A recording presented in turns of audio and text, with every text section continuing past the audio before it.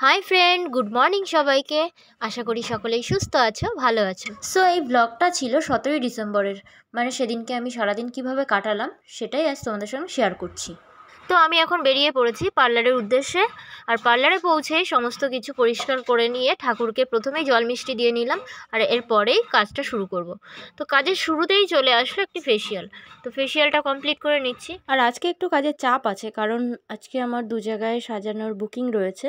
তো first client যারা ছিল তারা আমাকে প্রথমে বলেছিল যে পার্লারেই সাজতে আসবে, কারণ তখন একজন সাজার কথা বলেছিল। কিন্তু পরে তারা জানালো যে আরও একজন সঙ্গে সাজবে, তো আমাকেই সেখানে যেতে হবে। তো আমি এই হেয়ার কাটিংটা কমপ্লিট করি আর তারপরেই বেরিয়ে পড়ি ক্লায়েন্টের বাড়ির উদ্দেশ্যে। তো আমার পার্লার থেকে ক্লায়েন্টের বাড়ির লোকেশন ছিল মাত্র হাঁটা পথে 5 মিনিট। তো প্রিয়া আর আমি বেরিয়ে পড়লাম, আর তখন বাজে 2:30। তো আমরা এখানে পৌঁছে যাই, আর পৌঁছে যাওয়ার পরেই পিয়া সমস্ত মেকআপের জিনিসগুলোকে সাজিয়ে নিল ঝটপট করে, আর আমি এদিকে ক্লায়েন্টের শাড়িটা ড্রাপিং করতে থাকি। আর এই কাজটা আমাকে খুব তাড়াতাড়ি করতে হয়েছিল, কারণ এই ক্লায়েন্টরা বলেছিল যে 5টা ট্রেন ধরবে, তো তাদের দুজনকে আমাকে সেই টাইম অনুযায়ী ছেড়ে দিতে হয়েছে। তো আমি যখনই ফার্স্ট ক্লায়েন্টকে সাজাতে বসালাম তখন দেখলাম যে ফার্স্ট ক্লায়েন্টের আইব্রোটা করা নেই। তো আমি তারপরে আইব্রোটা করে নিয়ে দেখো এই যে ফার্স্ট পার্টি লুকের বেস মেকআপ কমপ্লিট, আই মেকআপও কমপ্লিট। তো এরপরে হেয়ার স্টাইলটা বাকি আছে, আর এখন দেখতে পাচ্ছ এটা হলো সেকেন্ড পার্টি লুক। তো তোমরা কিন্তু অবশ্যই জানিও যে এই পার্টি লুকগুলো কেমন লাগছে, আর আজকের ব্লগটা তোমাদের কেমন লাগলো অবশ্যই কিন্তু আমাকে কমেন্ট বক্সে কমেন্ট করো।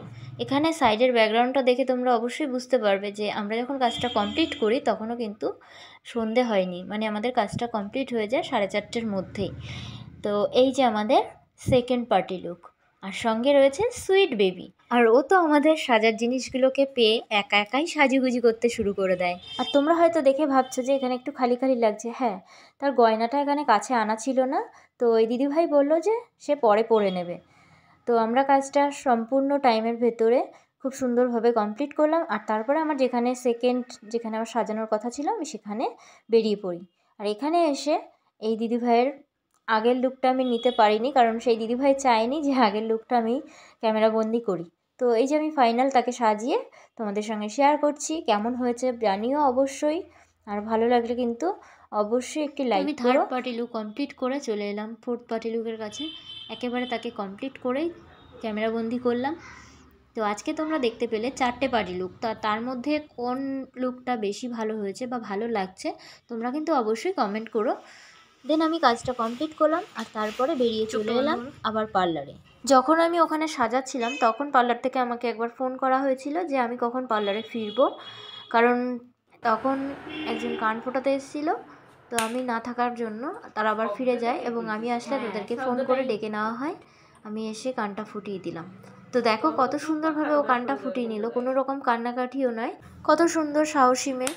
এরকম যদি সবাই হতো, সবাই যে কেন এত ভয় পায় বুঝি না বাপু। তো আজকের আমি লাস্ট কাজ করলাম কান ফুটানো। এরপর পার্লার বন্ধ করে চলে এলাম স্টেশনে, কারণ আজকে আমার একটা জায়গায় যাওয়ার আছে, মানে নেমন্ত্রণ বাড়িতে। তো সেখানেই এখন যাব। তো স্টেশনে পৌঁছে গেলাম, আর তারপর 9:20 ট্রেন ধরে পৌঁছে গেলাম আমার গন্তব্যস্থল অশোকনগরে। তো বন্ধুরা, আজকের ব্লগটি ভালো লাগলে অবশ্যই লাইক কমেন্ট শেয়ার করতে ভুলো না। তাহলে দেখা হবে আবারও নেক্সট কোনো ব্লগে। ততক্ষণ সবাই সুস্থ থেকো, ভালো থেকো, টাটা।